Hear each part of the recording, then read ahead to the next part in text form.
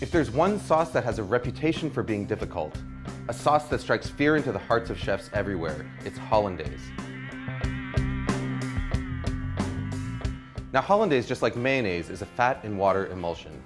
Normally when you mix together fat and water, the fat's going to separate and float on top of the water in a greasy layer. But the key to a successful emulsion is to break that fat up into droplets so tiny that they stay evenly dispersed, causing the liquid to thicken and turn opaque. Traditionally, the way that you do this is by whisking together egg yolks and lemon juice in a double boiler until they're hot and frothy, and then slowly whisking in butter in a thin and steady stream. As you whisk, the butter breaks into minute droplets, while the egg yolk acts as an emulsifier, helping to keep those droplets evenly dispersed and thickening the sauce.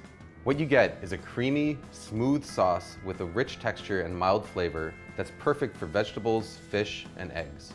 But there's a lot of ways it can go wrong. If you don't whisk fast enough, or if you add your butter too fast, the sauce will end up greasy and broken. If you don't cook your eggs enough, it won't thicken properly, but if you cook them too much, you end up with broken scrambled eggs. The fact of the matter is, if you want to learn how to do it the traditional way, the road to perfect Hollandaise is paved in broken sauces. But here's the good news.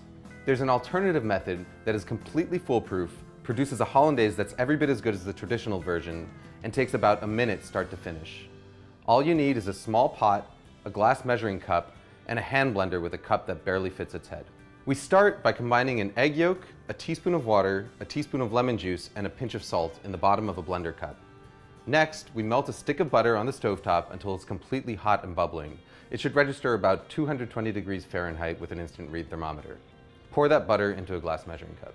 Now all we've got to do is stick the hand blender into the cup, start it running, and then slowly drizzle in our butter. As the hot butter hits the eggs, they start to cook.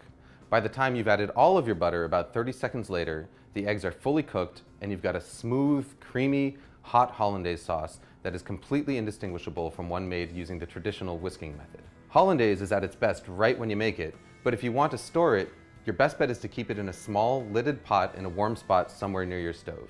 Just make sure that you use it within a couple of hours. Food Lab signing out.